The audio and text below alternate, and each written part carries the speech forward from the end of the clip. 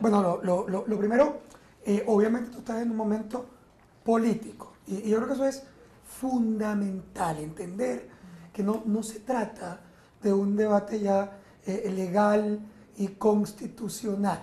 Ese ya no es el debate. La gente confunde legalidad y legitimidad con ejercicio. O sea, por ejemplo, mucha gente se pone brava cuando tú dices el gobierno de Maduro. Dice, no, ese no es el gobierno. No, ese es el gobierno.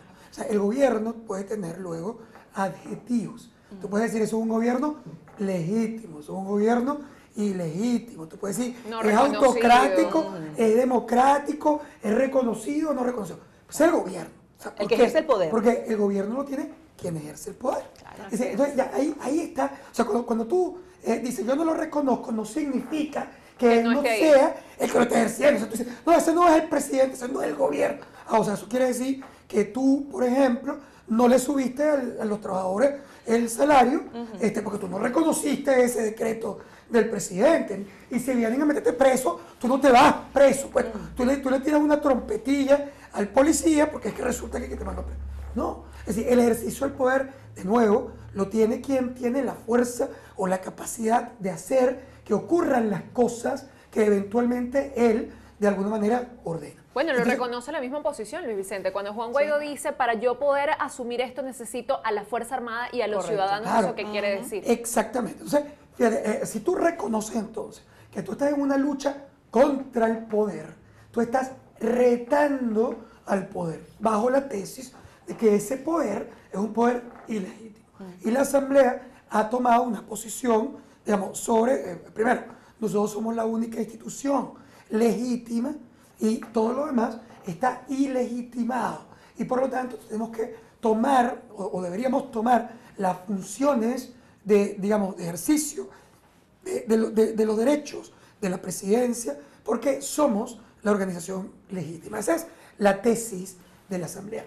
Claro, vale la pena decir que esa tesis no es nueva. Estamos de nuevo en un tema político. Si te pones muy sofisticado, tú podrías comenzar diciendo que la verdad, la Asamblea ya había hecho esto hace unos años. Es decir, hace más de un par de años, la Asamblea decretó, también esa misma Asamblea, que había un abandono de cargo y que por lo tanto había un vacío de poder. En aquel momento no dijo que era una usurpación, pero dijo que había un vacío de poder. Por lo tanto, no es la primera vez que la Asamblea dice que Maduro ya no es el presidente. ¿Y por qué hoy se siente distinto, Luis Vicente? Bueno, en aquel momento la Asamblea toma esa decisión, pero no tiene absolutamente ninguna capacidad de operacionalizar el cambio, de provocar el cambio, que al final de cuentas el cambio no es nombrar un presidente encargado. El presidente encargado es una figura absolutamente transitoria para convocar de inmediato una elección. O sea, si eso se materializa, no es que Guaidó se quedó el presidente de la República o el presidente que estuviera en aquel momento se quedaba permanentemente como presidente de la República. Se toma interinamente la presidencia para convocar en 30 días una elección. Es decir, ese sería el paso constitucional. Exacto. Pero aquí, de nuevo, no estamos hablando de temas constitucionales o legales, estamos hablando de temas políticos. Entonces tu pregunta es fundamental. ¿Por qué es distinto? Es distinto porque el momento en el que eso ocurre hoy es un momento donde toda la comunidad internacional moderna, la más importante en la tradición venezolana, estoy hablando de la comunidad europea, estoy hablando de Estados Unidos, Canadá, Japón, el Grupo de Lima, es decir, la mayoría de tus vecinos, con excepciones de Cuba, Nicaragua y Uruguay, y un México un tanto, digamos, cauteloso. Sí, por lo menos viendo los toros desde la barrera, pero todo el resto de América Latina completamente desconociendo a ese gobierno. Entonces tú tienes un primer elemento que es un apoyo internacional muy alineado que aísla desde el punto de vista diplomático, político y intenta que también económico al gobierno venezolano. Pero hay un segundo elemento importante. Alrededor de esta...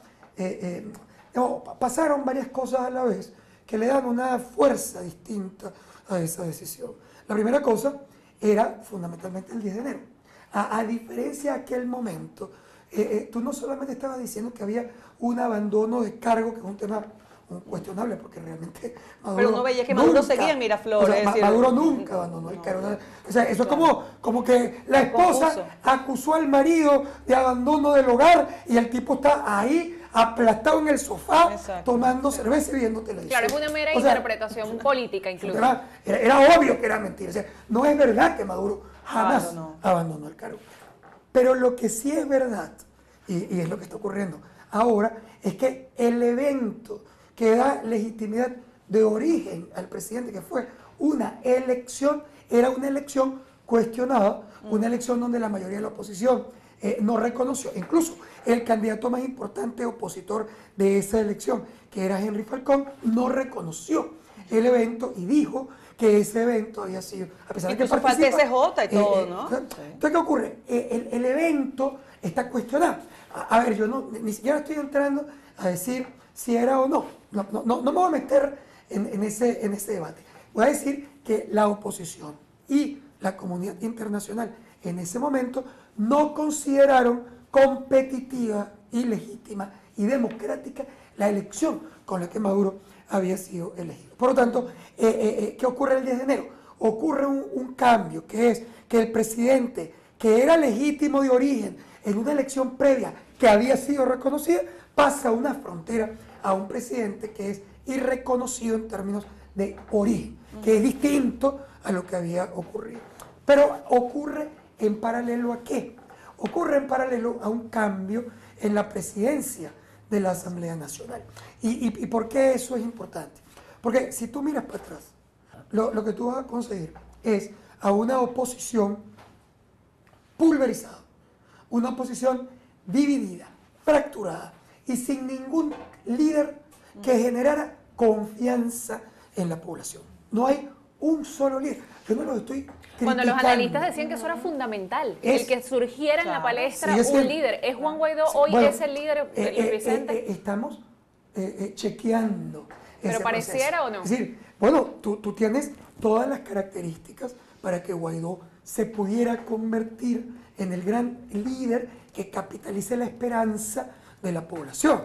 Es decir, todavía estamos en un proceso demasiado ruidoso en entorno. El secreto para hacer un buen análisis de entorno político es separar los ruidos de las señales. Claro. Entonces, todavía, cuando hay demasiados fuegos artificiales, tú no sabes qué fue un tumbarrancho, qué fue un triqui-traqui y qué fue el grito del líder. No, a veces los tú estás oyendo un montón de ruido. No sabemos cuándo estamos dentro o fuera de los fuegos artificiales en Venezuela. Entonces tú estás ahorita en un momento y tú lo puedes interpretar desde el punto de vista teórico. Desde el punto de vista teórico podríamos decir que ese cambio en la presidencia de la Asamblea genera una oportunidad. ¿Por qué? Porque era un líder fresco, joven, distinto, nuevo, que retoma o genera esperanzas en una parte de la población. Y mezclado con toda una comunidad internacional atacando a Maduro, el cambio en la legitimidad